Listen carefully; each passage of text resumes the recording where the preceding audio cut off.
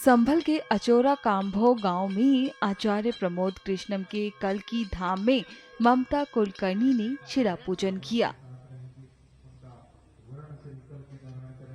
इस दौरान यहां उन्होंने दान भी किया। पूजा के दौरान उनके साथ आचार्य प्रमोद कृष्णम भी मौजूद रहे।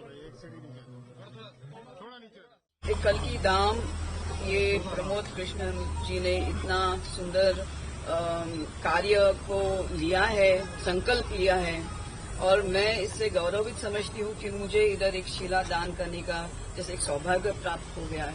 शायद कुछ मेरे पूर्व जन्म के कुछ अच्छे कर्म होंगे कि मुझे ये अवसर इस जन्म में प्राप्त हुआ है। और आपको मालूम है कि मैं स्वयं ऋषि जमदग्नि गोत्र से हूँ। इसी गोत्रों में रेणुका और ऋषि जमदग्नि के पुत्र हो गए परशुराम। तो मेरे गोत्र में ही परशुराम का अवतार हुआ है। और परशुराम के जो गुरु है अपने नहीं अपने मैंने कहा क्या नाम बोले थे जी आगे कंटिन्यू। हाँ नहीं, उनके जो गुरु है परशुराम है वो भी परशुराम कल्की के ही गुरु है।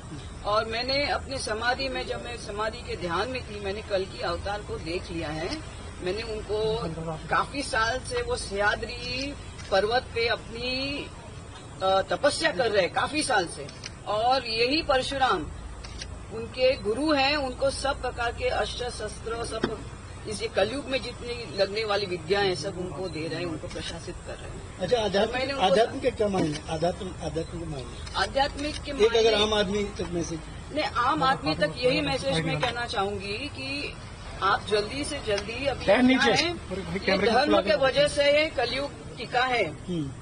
जितने भी थोड़े से धर्म के लोग हैं उसके वजह से ये कलयुग है। कलयुग का घोर अभी तक नहीं आया है, लेकिन अभी भी आज लोग सब जगह देख रहे और कह रहे हैं कि ये घोर कलयुग अबे इससे क्या होगा। काफी चीजें ऐसी दिख रही है जो कभी दिखनी नहीं चाहिए, ऐसी चीजें सुनाई दे रही जो नहीं सुननी चाहिए या सुनाई नहीं देनी चाहिए। सब हम लोग एकदम घोर इसमें आ चुके, विकृत स्थितियों में आ गए हैं। तो लेकिन इससे भी घोर आने वाला है।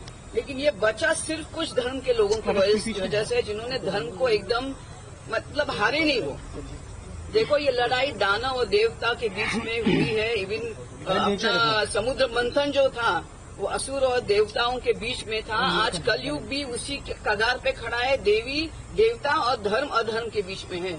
संभल में जिस दिन धर्म एकदम नष्ट हो जाएगा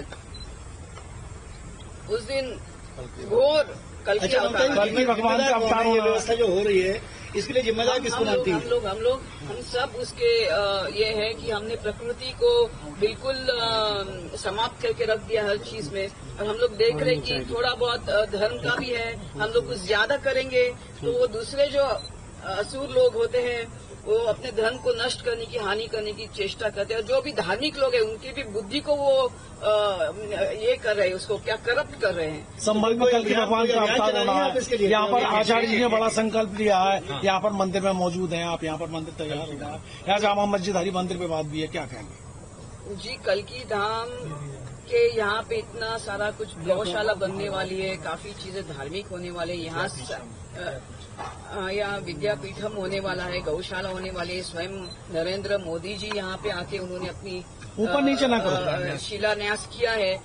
तो और अयोध्या के बाद पहली बार प्रधानमंत्री ने दूसरा शिलान्यास किया। तो ये बहुत बड़ी चीज होगी, ये बहुत बड़ी गौरवित है धर्म के लिए। अपने फिल्म इंडस्ट्री में आपने कई बड़ी फिल्में दी थी, उसके बाद अब अध्यात्म में महामंडलेश्वर आप किन्नर अखाड़ा की क्या क्या लगता है अंतर? देखो, किन्नर अखाड़ा तो एक निमित्त हो गया, लेकिन मुझे महामंडलेश्वर जैसा एक भगवती का ही संकेत था। एक तो 140 साल के बाद वो कुंभ आया था, तो और उसमें सूर्य चंद्र और गुरु और सबकी अपने जो ग्रह है उनके सिर्फ ये था, मेल था। उसी क्षण मुझे बनना था। तो शायद वो भगवती की इच्छा होगी मेरी बुद्धि में। उसने काम किया, जैसे बोलते या देवी सर्वभूतेषु बुद्धि रूपेण संस्थिता नमस्तस्य नमस्ते। या देवी सर्वभूतेषु स्मृति रूपेण संस्थिता। तो बुद्धि स्मृति वाणी की अधिष्ठात्री आदिशक्ति पाराशक्ति ईशानाय विद्महे आद्य शक्ति सदाशिवाय धीमहि तन्नो सज्जो वामद देवताय रुद्राय प्रचोदयात्। अच्छा, भविष्य की क्या योजना है अब आगे? भविष्य की यही है कि जितना मैं धर्म से जुड़ूं और लोगों को धर्म के लिए जुड़ाऊं, क्योंकि अभी सनातन धर्म से जोड़ूं, यही मेरी प्रयत्न रहेगा कि धर्म की स्थापना हो और अधर्म का विनाश हो। मेरा सवाल ये है कि कल की धाम आप आई हैं, बहुत बड़ा अनुष्ठान कल की धाम निर्माण का है, तो आचार्य प्रमोद कृष्णम जी से धाम से अब जुड़ी रहेंगी आगे? जी जी, जरूर जरूर। अब मेरी पहली इधर आना नहीं होगा, शायद देखते भगवती क्या इच्छा है वही सोचती है।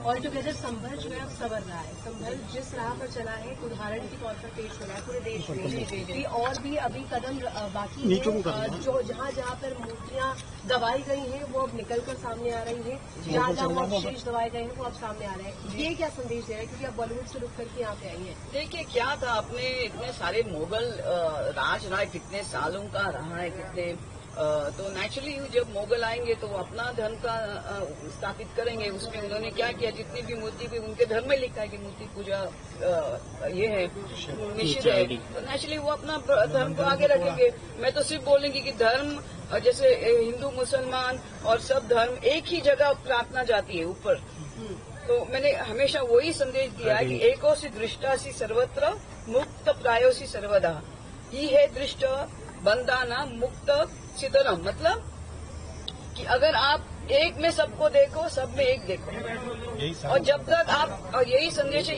यही बंध दृष्टाना, मतलब जो ऋषि है साधु है, अगर उसमें ये एकोसी सर्वत्र मुक्त प्रयासी सर्वदा, ये अष्टवक्र में लिखा है कि जो एक में सब में एक देखेगा, जो अद्वैत देखेगा, यही सनातन धर्म है। आप सनातन के प्रचार के लिए निकले हैं, मोदी जी के समय में सनातन के लिए ये कार्यकाल कैसा है? स्वर्णकाल। मोदी जी पे तो साक्षात महाकाल की कृपा है, तो जब तक महाकाल की कृपा रहेंगे और उनकी भक्ति महाकाल के लिए रहेगी, महाकाल टिका के रखेंगे।